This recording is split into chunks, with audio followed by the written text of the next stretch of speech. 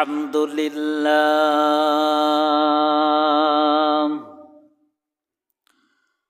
الحمد لله نحمده ونستعينه ونستغفره ونؤمن به ونتوكل عليه ونعوذ بالله من شرور أنفسنا ومن سيئات أعمالنا من يهد الله فلا مضل له ومن يضلله فلا هادي له ونشهد أن لا إله إلا الله وأن محمدا عبده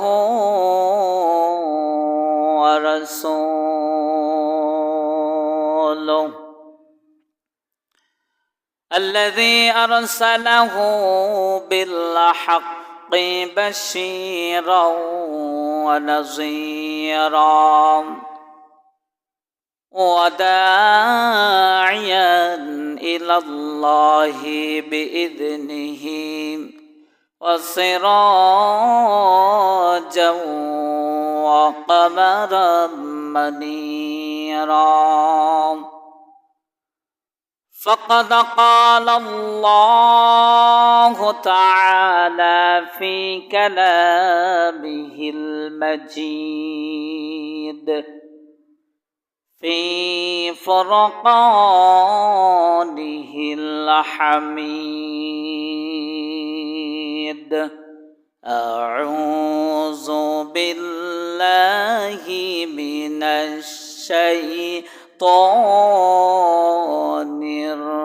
الرجيم بسم الله الرحمن الرحيم وإذ قال لقمان لابنه وهو يعظه يا بني لا تشرك بالله إن الشرك لظلم عظيم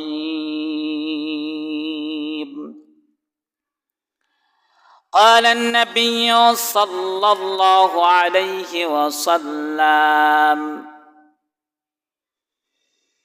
الحياء شعبة من الإيمان إن الله وملائكته يصلون على النبي يا أيها الذين آمنوا صلوا عليه وسلموا تسليما اللهم صل على سيدنا مولانا محمد وعلى آله سيدنا مولانا محمد ইমানের পথে অবিচল থেকে আমার মরণ যেন হয় এই করুণা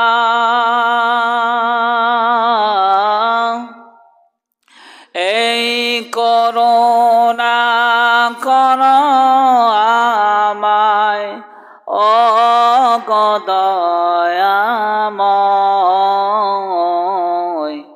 ইমানের পথে অবিচল থেকে আমার মরণ যেন হয়। আল্লাহুম্মা সাল্লি আলা মাওলানা মুহাম্মাদ ওয়া আলা আলিহি মাওলানা মুহাম্মাদ। মুআজ্জাজ মুহতারাম, মাত্র সমাজের দিকের মুসল্লিয়ান কিরাম, মুরব্বিন আযম, যুবক ভাইরা, আমার পক্ষ থেকে আন্তরিক সালাম। আসসালামু আলাইকুম ওয়া রাহমাতুল্লাহি ওয়া বারাকাতুহু। আমরা শুকরিয়া আদায় করছি মহান আল্লাহ রাব্বুল আলামিনের দরবারে, যে মহান আল্লাহ রাব্বুল আলামিন আমাদেরকে দুনিয়ার সমস্ত খারাপিয়াত থেকে হেফাজত করে দুনিয়ার মধ্যে সবচাইতে ভালো কাজটুকু করার জন্য আমাদেরকে আল্লাহর ঘর মসজিদে আসার এবং বসার তৌফিক যিনি এনায়েত করেছেন, সেই মালিকের দরবারে শুকরিয়া আদায় করছি। আলহামদুলিল্লাহ। দুরূদ পড়ছি বিশ্ব মানবতার মুক্তির দূত, আকায়ে নামদার তাজদারে মদিনা আহমদ মুস্তাফা মুহাম্মদ মুস্তাফা, সকলে বলি সাল্লাল্লাহু আলাইহি ওয়াসাল্লাম। সম্মানিত মুসল্লিয়ান কিরাম, আমরা আজকে পিতামাতার প্রতি সন্তানের যে দায়িত্ব এবং সন্তানের কাছ থেকে পিতামাতার যা প্রাপ্য, এই বিষয় নিয়ে কোরআনুল কারীম থেকে কিছু বলার চেষ্টা করব। ওমা তৌফিকি ইল্লা বিল্লাহ। এই উপলক্ষে আমি কোরআনুল কারীমের 114 খানা সূরার মধ্যে 31 নম্বর সূরা, সূরাতুল লুকমান। সূরার নাম কি? সূরাতুল লুকমান। এই সূরাতুল লুকমান এর বাংলা অর্থ হচ্ছে একজন জ্ঞানী ব্যক্তি। আল্লাহ তাআলা এই সূরাতুল লুকমানটা একজন জ্ঞানী ব্যক্তিকে কেন্দ্র করে তিনি নাজিল করেছেন, যে একজন জ্ঞানীর পক্ষ থেকে তার ব্যবহার কেমন, একজন জ্ঞানী ব্যক্তি আচরণ কেমন, তার কাছ থেকে কিছু শিখার আছে না নাই, সেই বিষয়টা আল্লাহ রাব্বুল আলামিন এই সূরাতুল লুকমানের মধ্যে তুলে ধরেছেন। এই সূরা লুকমান একজন, আমরা যদি লুকমানের ইতিহাস দেখি, লুকমান এমন একজন ব্যক্তি ছিল, যেই ব্যক্তিটা কোনো নবীও ছিল না, কোনো উল্লেখযোগ্য ব্যক্তিও ছিল না, সাধারণ একজন রাখাল ছিল। লোকমান চেহারাও ভালো ছিল না, উঁচু লম্বাও ছিল না। লোকমান ছিল খাটো এবং কালো কুৎসিত একটা লোক। কিন্তু আল্লাহ রাব্বুল আলামিনের কাছে তার আচার, তার ব্যবহার, তার চলন পছন্দ হয়েছে, যার জন্য তার আচার ব্যবহারটাকে জাতির কল্যাণের জন্য পরামর্শ হিসাবে বলতে পারি আমরা, উপদেশ হিসাবে তিনি কোরআনুল কারীমে লিপিবদ্ধ করেছেন। সুবহানাল্লাহ। তাহলে বুঝতে হবে, আল্লাহর কাছে পছন্দ হওয়ার জন্য কোনো চেহারার অধিকারী হতে হবে না। আল্লাহর কাছে পছন্দ হওয়ার জন্য কোনো মোটা তাজা দরকার নাই। আল্লাহ রাব্বুল আলামিনের কাছে পছন্দের পাত্র হতে হলে কোনো লম্বা চওড়া দরকার নাই। আল্লাহ রাব্বুল আলামিনের কাছে পছন্দ হয় হচ্ছে তাকওয়া। কি পছন্দ হয়? তাকওয়া। মানুষ কেমন হচ্ছে হোক, কারো এক হাত নাই, কারো একটা পা নাই, কেউ কথা বলতে পারে না, কারো চোখ নাই, তারপরও সে আল্লাহর কাছে পছন্দের পাত্র। কেন? আল্লাহ রাব্বুল আলামিন তার আচার, তার ভঙ্গিমা, তার চলনটাকে পছন্দ করেছেন। আল্লাহর প্রতি ভালোবাসা ছিল সেই চলনের মধ্যে, আচার ব্যবহারের মধ্যে, যার জন্য আল্লাহ রাব্বুল আলামিন খাটো কুৎসিত একটা বেটে কালো এই লোকমান এর নামে একখানা সূরা তিনি নাজিল করেছেন। সুবহানাল্লাহ। এই হচ্ছে লোকমানের সংক্ষিপ্ত হিস্টোরি। এই লোকমানের নামে আল্লাহ রাব্বুল আলামিন সূরাটা এমনি এমনি নাজিল করেন নাই।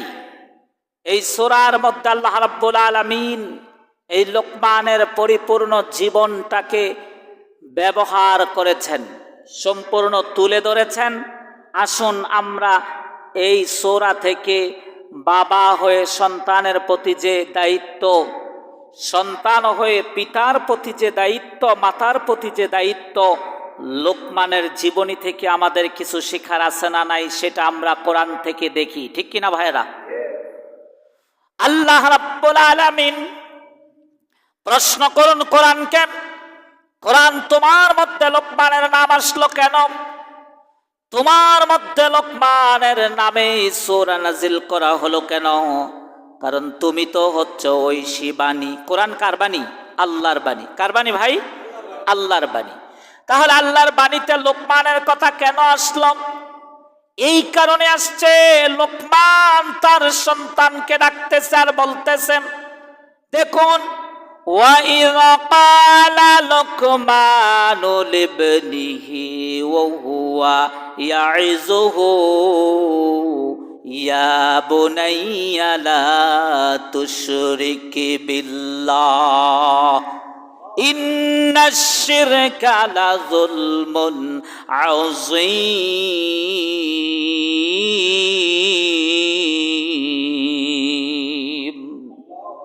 কোরআন কত সুন্দর আমার বন্ধুগণ। লোকমান তার সন্তানকে ডাকতেছে, যখন তার সন্তান তার সেবা করার জন্য উপযুক্ত হয়েছে, লোকমানের সামনে সন্তানকে ডেকে নেওয়া হলো। বলল, ও আমার বৎস, ও আমার কলিজার টুকরা সন্তান, ইয়া বুনাইয়া, আমার আহাল, আমার কলিজার টুকরা সন্তান। আমরা যখন সন্তানদেরকে ডাকি তখন এমনি তো ডাকি, বাবা এদিকে এসো। ঠিক না ভাই? সন্তানকে আমরা মহাব্বত করে ডাকি। মা তার সন্তানকে মহাব্বত করে মায়া করে ডাক দেয়, বাবা তার সন্তানকে মহাব্বত করে মায়া করে ডাক দেয়। ঠিক তেমনি ভাবে লোকমানও ডাকতেছে, ও আমার কলিজার টুকরা সন্তান, তুমি একটু ফলো করো, লা তুশরিক বিল্লাহ, তোমার কাছ থেকে কখনো যেন আল্লাহর প্রতি কোনো শিরক করা না হয়। আদেশ করতেছেন, উপদেশ করতেছেন, ও আমার আদরের সন্তান, দুনিয়ার জমিনের মধ্যে তুমি আমাদের মাধ্যমে এসেছো বটে, কিন্তু তোমাকে আমরা তৈরি করি নাই। তোমাকে কেউ জানতো না, কেউ চিনতো না, তুমি কার ঘরে আসবে সেটাও জানতো না। আল্লাহ জানাইছেন, আল্লাহ পাঠাইছেন আমাদের কাছে। সন্তান গো, তুমি মন দিয়ে শোনো, তুমি এমন কোনো কাজ পৃথিবীর জমিনে করবা না যেই কাজের দরুন তুমি আল্লাহর সাথে শিরক করতেছো। সুবহানাল্লাহ বলেন না? মানে এমন কোনো কাজ তুমি করবা না। পিতা হয়ে পুত্রকে উপদেশ দিচ্ছে, অথচ আজকে আমাদের সন্তান এই সমাজে লোকমানের উপদেশ থেকে কোনো শিক্ষা গ্রহণ করে নাই। আজকে আমরা সন্তান কি করে, কেমনে চলে, আমরা সেটাও দেখি না। ঠিক কিনা ভাইরা? কোথায় সন্তানকে আমি উপদেশ দেব, কোথায় সন্তানকে আমি পরামর্শ দিব, এই সময়টুকু আমার নাই। কেননা আমি সকালে কাজে যাই, সন্ধ্যায় আসি, আবার সন্ধ্যায় আইসা খাইয়া ক্লান্ত শরীর নিয়ে ঘুমাই, আবার সকালে উঠে সন্তান ঘুম থেকে ওঠার আগে পিতা কাজে চলে যায়। এমন পরিবেশ আছে না নাই? আছে। তার মানে সন্তানকে ঠিক মতো সে দেখেই না, পরামর্শ দিবে কখন? কিন্তু লোকমান হাজারো কাজের মধ্যে লোকমান পরের কাজ করে। রাখাল মানুষ, সারাদিন মাঠে বনে গরু বকরি চড়ায়, ভেড়া দুম্বা চড়ায়, মালিকের কাজ করে। কিন্তু সে মাঠে কাজ করার ফাঁকে ফাঁকে মানুষকে সে আল্লাহর কোরআনের দাওয়াত, আল্লাহর বাণীগুলো তাদেরকে শোনায়া শোনায়া মানুষকে আল্লাহ ভীরু, আল্লাহর ভয় তাদের মধ্যে ঢুকানোর চেষ্টা করে। এর জন্যই আল্লাহর কাছে লোকমানের কথা, লোকমানের আচার, লোকমানের ব্যবহারগুলো অনেক অনেক পছন্দ হয়ে গেছে। সুবহানাল্লাহ। পছন্দ শুধু তাই হয় নাই আমার ভাইয়েরা, পছন্দ করে তিনি তিনার এই লোকমানের কথাগুলো কোরআন আল কারিমে সূরা আকারে নাজিল করে দিয়েছেন আল্লাহ। সেই সূরার মধ্যে 13 নম্বর আয়াত, একখানা আয়াত আছে, আয়াতের মধ্যে তিনি উল্লেখ করেছেন وَإِذْ قَالَ لُقْمَانُ لِابْنِهِ وَهُوَ يَعِظُهُ। লোকমান একদিন উপদেশের ছলে, লোকমান একদিন আদেশের ছলে তার সন্তানকে ডাকলো, ইয়া বুনাইয়া লা তুশরিক বিল্লাহ, ও আমার কলিজার টুকরা সন্তান, তুমি আল্লাহর সাথে কখনো শিরক করে না। এরপরে এই আয়াতের শেষ অংশে বলছে ইন্নাশ শিরকা লা যুলমুন আযীম। বাচ্চা শোনো, ও আমার বাবা শোনো, নিশ্চয়ই শিরক হচ্ছে সবচাইতে বড় জুলুম, নিশ্চয়ই শিরক হচ্ছে সবচাইতে বড় অপরাধ। তাই বলি আমার বাবা, আমার কলিজার টুকরা, তুমি কখনো এত বড় অপরাধ পৃথিবীর জমিনে করিও না। বাবা হয়ে সন্তানকে এই উপদেশ দিচ্ছে, তার জন্য আল্লাহর কাছে এই উপদেশটা পছন্দ হয়েছে। আল্লাহ পছন্দ করে বাবার চরিত্রটাকে কোরআনের মধ্যে সূরা আকারে নাজিল করেছেন। সুবহানাল্লাহ। কোন চিন্তা করে দেখেন আমার ভাইয়েরা, পিতার পক্ষ থেকে আদর্শ সন্তান তৈরি করার জন্য কি পরামর্শ? আজকে আমাদের জন্য এই পরামর্শটা অতীব জরুরি ছিল, কিন্তু আমরা মানুষ সন্তান জন্ম দিচ্ছি বটে, সন্তানকে জন্ম দিয়ে আমাদের দায়িত্ব মনে হয় শেষ। সন্তানকে জন্ম দেওয়ার পরে আমরা গর্বের সাথে বলি আমার একটা ছেলে হয়েছে, যাক কামাই করার মতো ব্যবস্থা হয়েছে, আমি অচল হইলে ছেলের কামাই খেতে পারবো, এমনও কথা বলে না?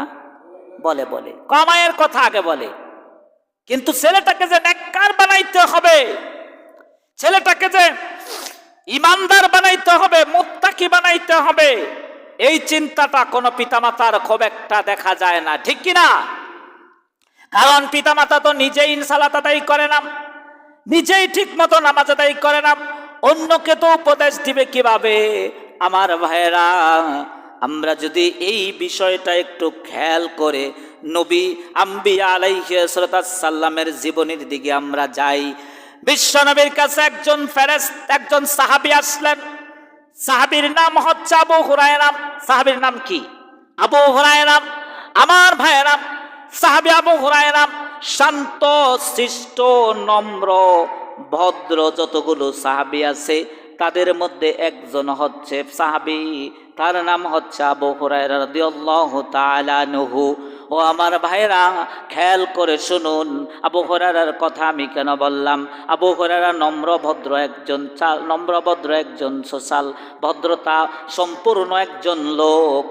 এই শান্ত শিষ্ট লোকটা যদি হঠাৎ করে আমরা দেখতে পাই দৌড়াচ্ছে, চিল্লাচিল্লি করতেছে, বালাফালাফি করতেছে, সবার মনে একটা প্রশ্ন জাগবে, এই লোকটা তো সব সময় দেখেছি ঠান্ডা, এই লোকটা তো সব সময় দেখেছি একেবারে সাধারণভাবে চলে, এই লোকটা তো কখনো কারোর সাথে গ্যাঞ্জাম করে না, আজকে এই লোকটার কি হলো? এমন কথা আসবে না?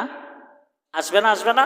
শান্ত একটা লোক যদি আমরা সমাজে দেখি, সব সময় দেখি লোকটা একেবারে ঠান্ডা মেজাজের, একেবারে চুপচাপ থাকে, মাথাটা উঁচুও করে না। এই লোকটা যদি হঠাৎ করে একদিন রাগান্বিত অবস্থায় বা দৌড়াদৌড়ি করে, সবার মনে একটা প্রশ্ন আসবে না ভাই? অবশ্যই আসবে। কিরে বাবা, লোকটা তো শান্ত, এই লোকটা দৌড়াদৌড়ি করছে কেন? আমার বন্ধুগণ, আবু হুরায়রা একজন শান্ত ভদ্রলোক।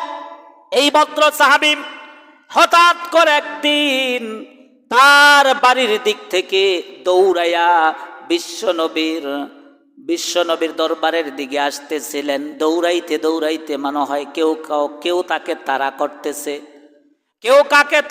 কেউ তাকে এমন ভাবে তাড়া করতেছে, মনে হয় তারে কেউ আক্রমণ করবে, মারবে, এমন ভাবে দৌড়াচ্ছে।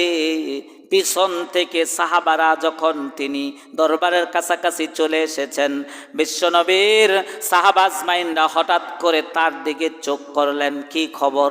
আবু হুরায়রা তো কোনোদিন দেখলাম না দৌড়াইতে, আবু হুরায়রা তো কোনোদিন দেখি নাই একেবারে উচ্ছৃঙ্খল, আবু হুরায়রা তো কোনোদিন দেখি নাই গরম হতে, আজকে কি হলো এই লোকটার? সবাই ধরো। পিছন থেকে আবু হুরায়রাকে টেনে ধরা হলো, পাঞ্জাবির মধ্যে হাতের মধ্যে ধরা হলো। আবু হুরায়রা চিল্লান দিয়া বলল, আল্লাহর নবীর সাহাবীরা রে, তোমরা আমাকে ছেড়ে দাও, আমি বিশ্ব নবীর দরবারে যাব।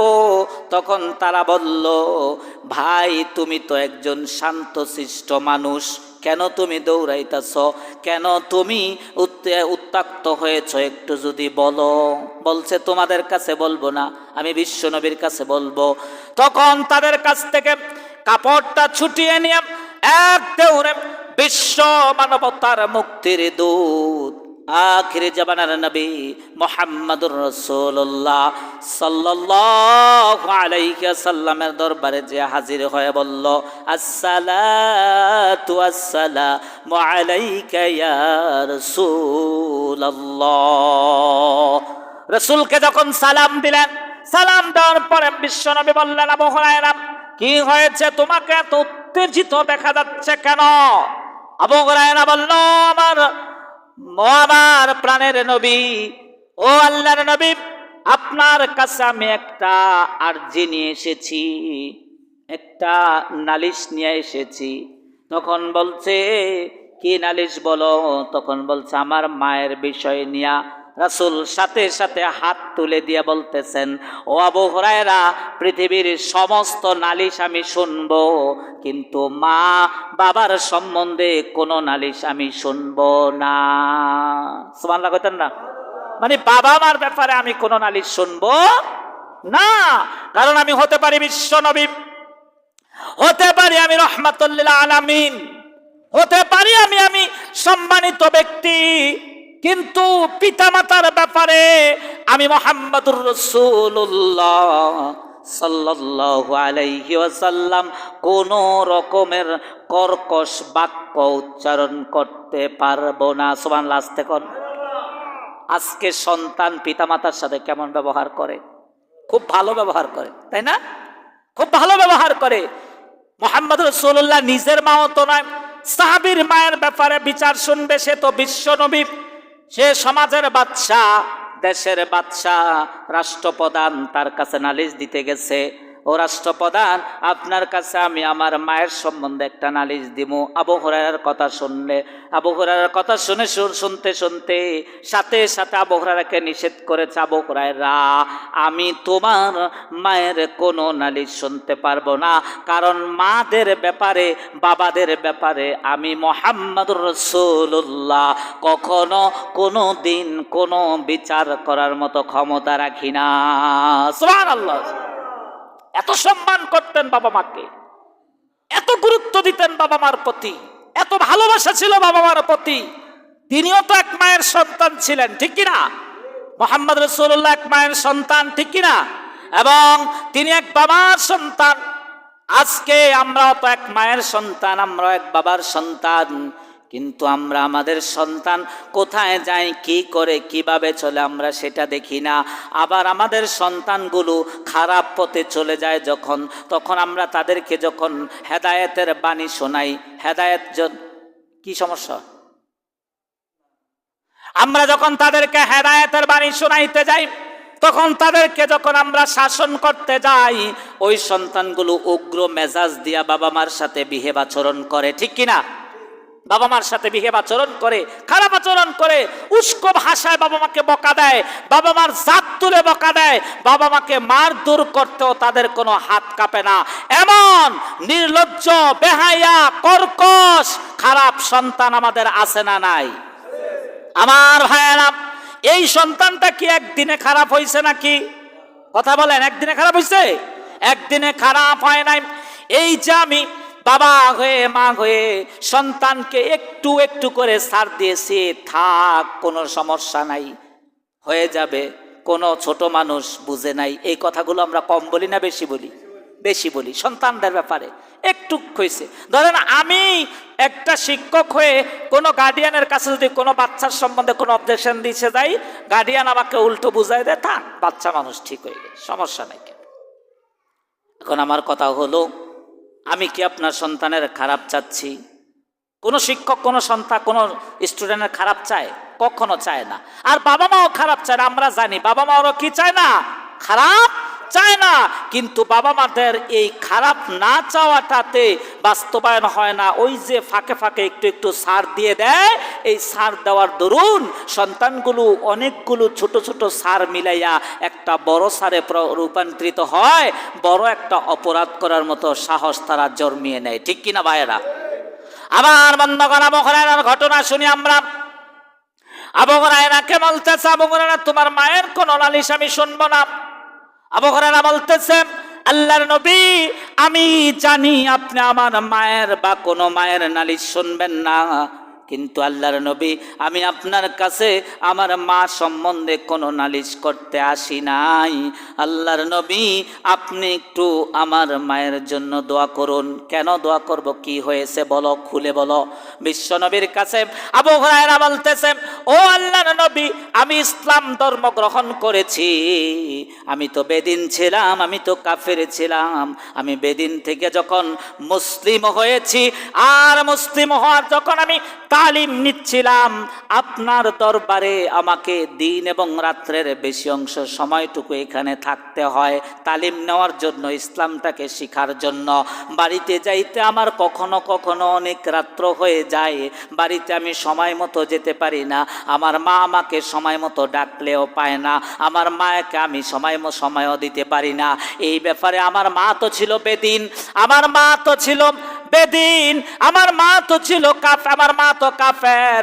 এই বেদিন মহিলা, আমি যখন রাতের আধারে বাড়িতে যাইয়া দরজা টোক্কা দেই, তখন আমার মা ভিতর থেকে কর্কশ সুরে বলে, কে এসেছে?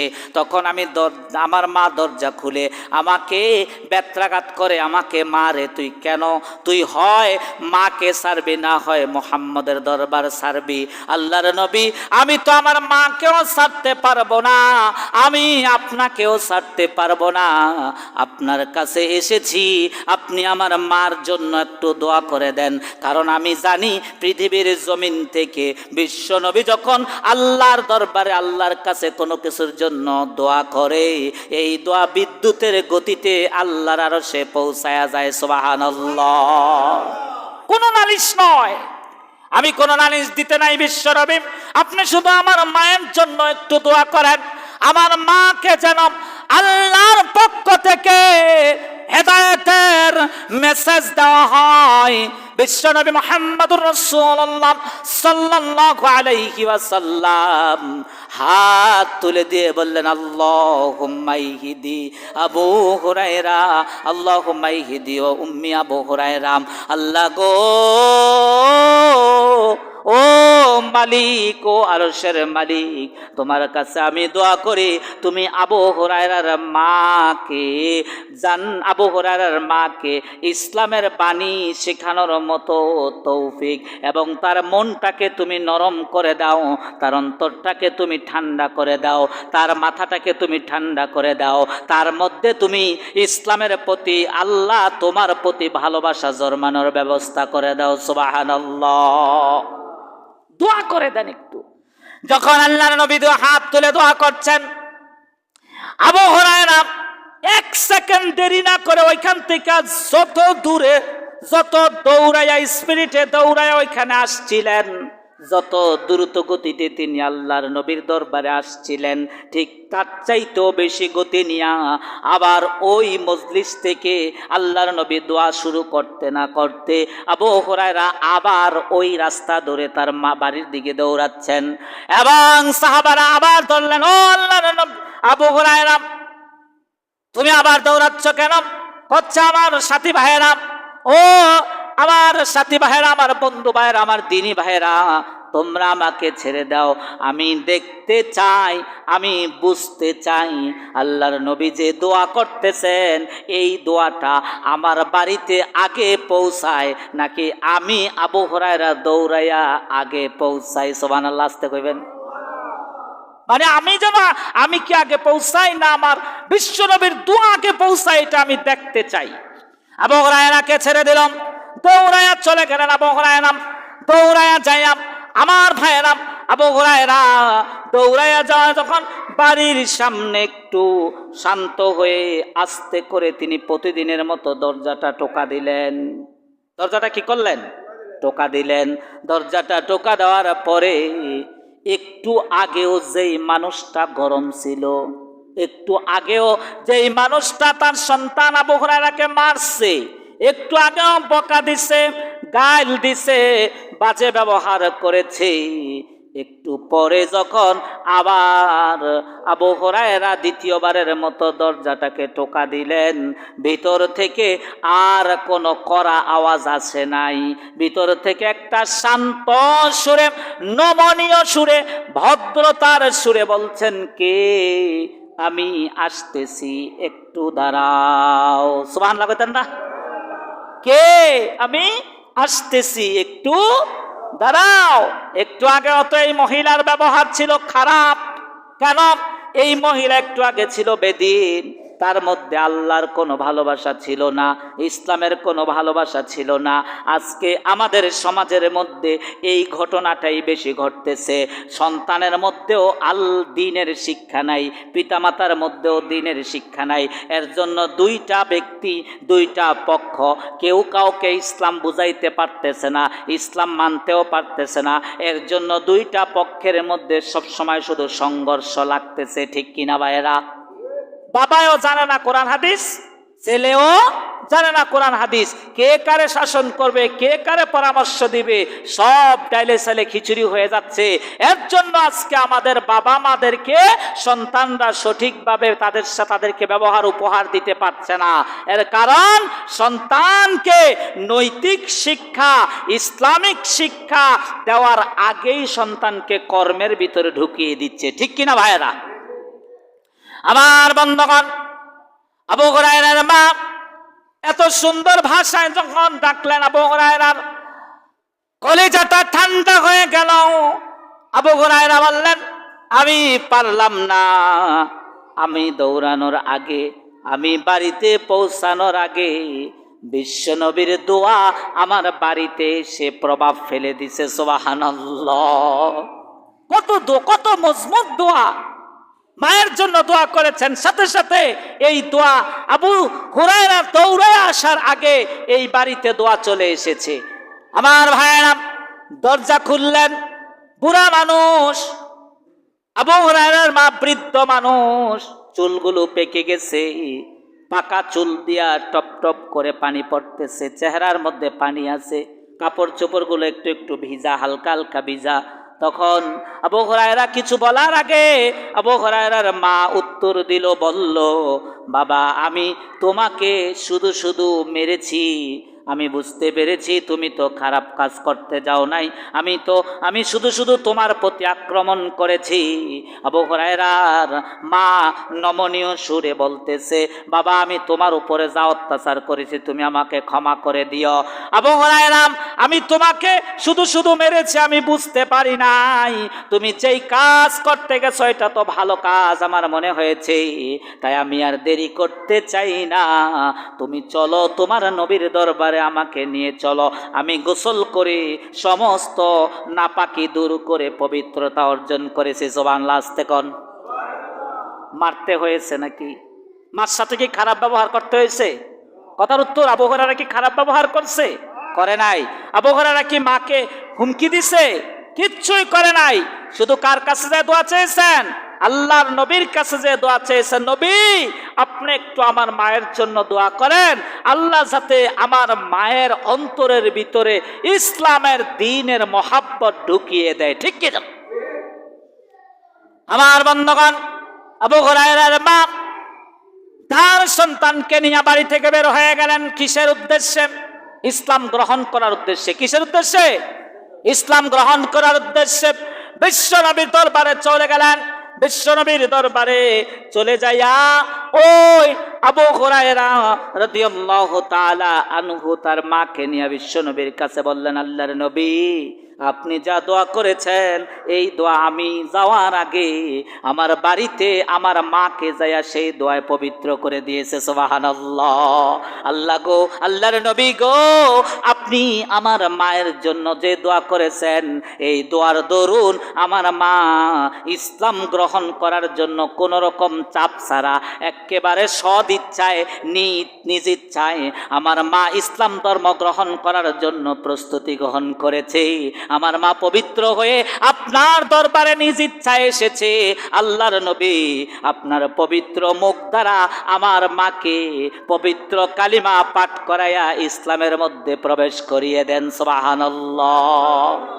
আর তখন আল্লাহর নবী তাকিয়ে বললেন, আল্লাহ, ও আবু হুরায়রা, আমি এখনই তোমার মাকে শাহাদা বাক্য পাঠ করছি। তোমার মাকে বলো আমার সাথে শাহাদা বাক্য পাঠ করতে। তখন আল্লাহর নবী পড়তেছেন, আশহাদু আল্লা ইলাহা ইল্লাল্লাহু ওয়া আশহাদু আন্না মুহাম্মাদান আবদুহু ওয়া রাসূলুহু। আমি সাক্ষ্য দিতেছি যে আল্লাহ ছাড়া কোনো মাবুদ, কোনো ইলা, কোনো আইনদাতা, কোনো বিধানদাতা, কোনো রিজিকদাতা, কোনো হায়াতদাতা, কোনো মৌতদাতা পৃথিবীর জমিনে আল্লাহ ছাড়া আর কেউ কোনোভাবে সাহায্যকারী নাই। ঠিক কিনা? আমি আরো সাক্ষ্য দিতেছি যে হযরত মুহাম্মদ মুস্তাফা আহমদ মুস্তাফা সাল্লাল্লাহু আলাইহি ওয়াসাল্লাম আল্লাহর প্রেরিত নবী। ঠিক কিনা ভাইয়েরা? আবু হুরায়রার মা ইসলাম ধর্ম গ্রহণ করলেন।